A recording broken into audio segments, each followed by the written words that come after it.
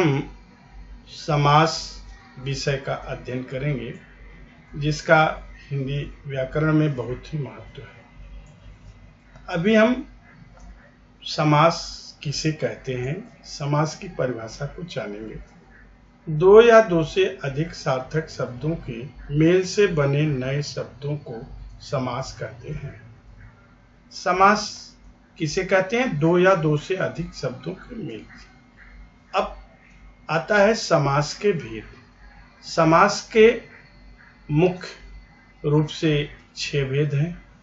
पहला है अव्ययी भाव समास, तत्पुरुष समास, तिक् समास, द्वंद्व समास, कर्मधारय समास और बहुव्रीहि समास।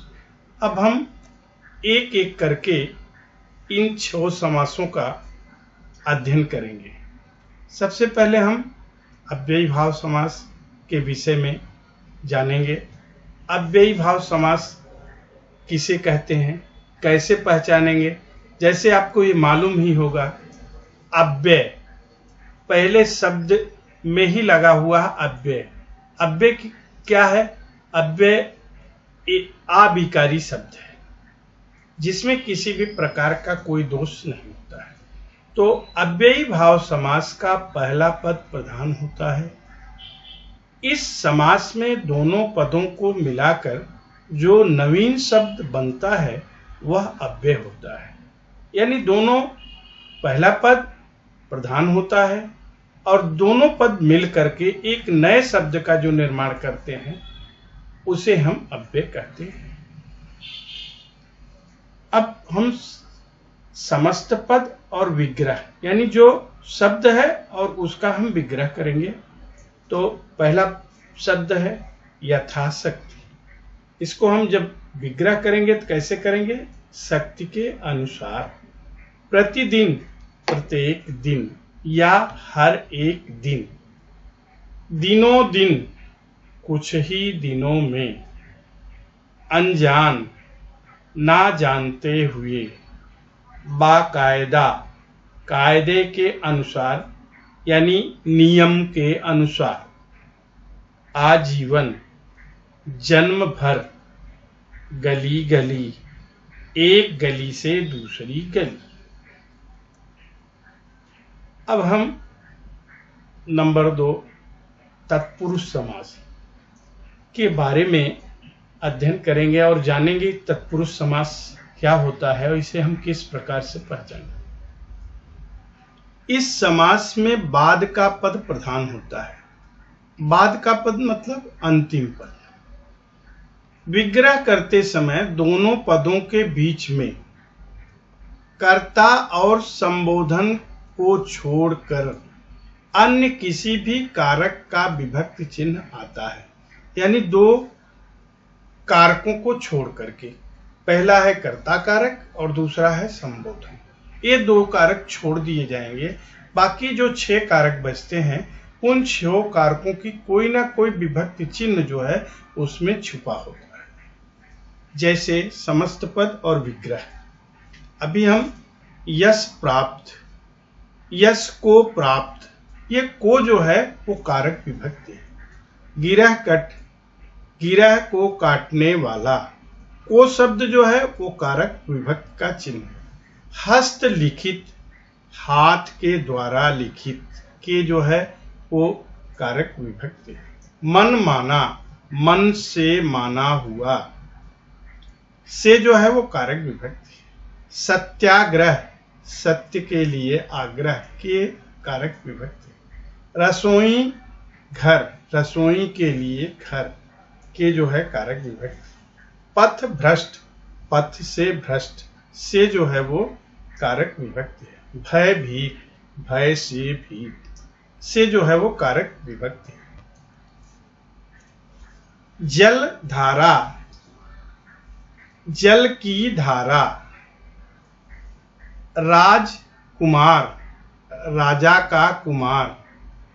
लोकप्रिय, लोक में प्रिय।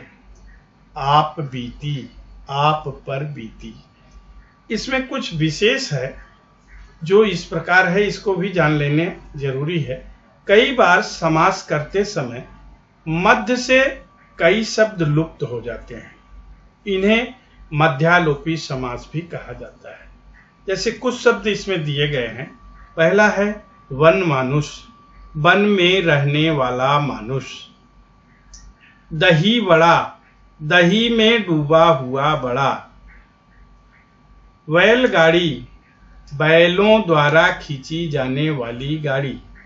मालगाड़ी, माल ढोने वाली गाड़ी। पनचक्की, पानी से चलने वाली चक्की। अभी हम कर्मधारय समास के विषय में जानकारी लेंगे।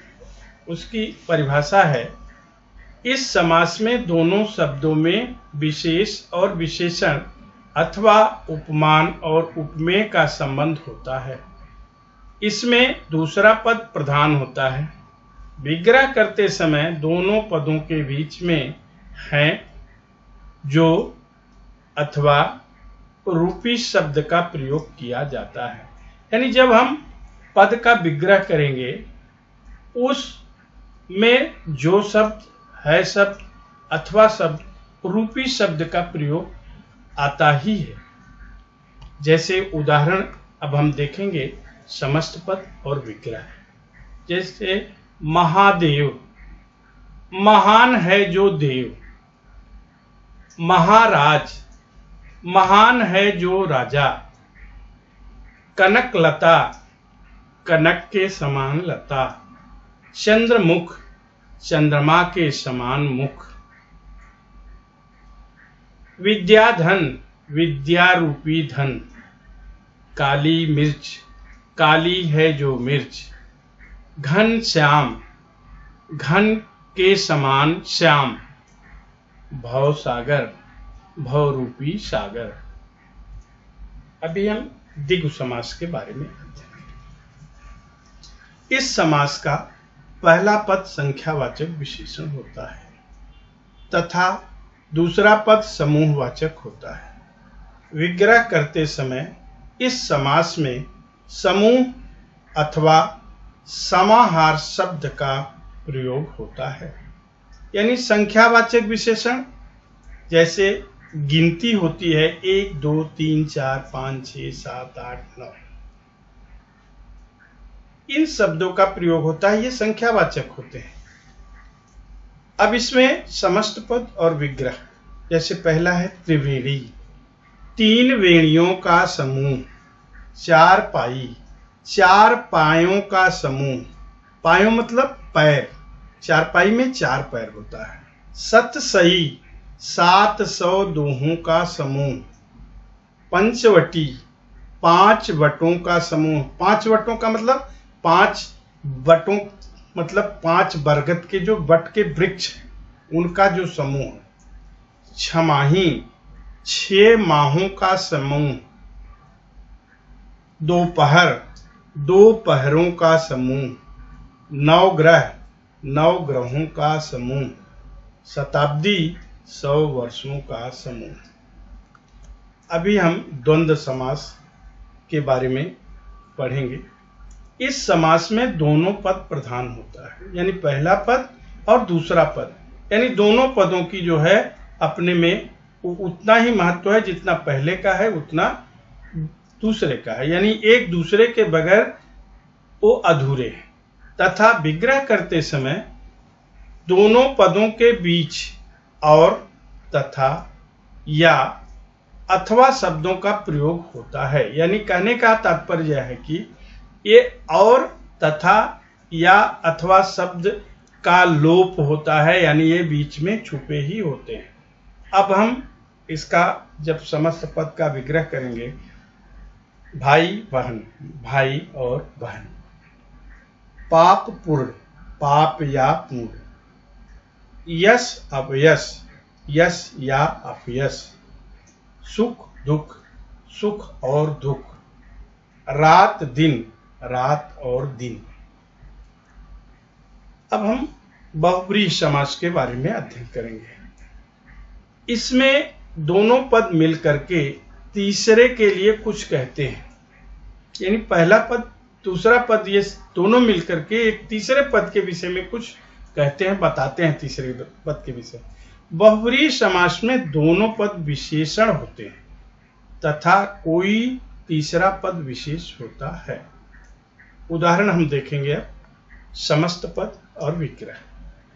दस आनन, दस है आनन जिसके, अर्थात रावण। आनन माने होता है मुख, यानी 10 मुख किसके पास था? रावण के पास।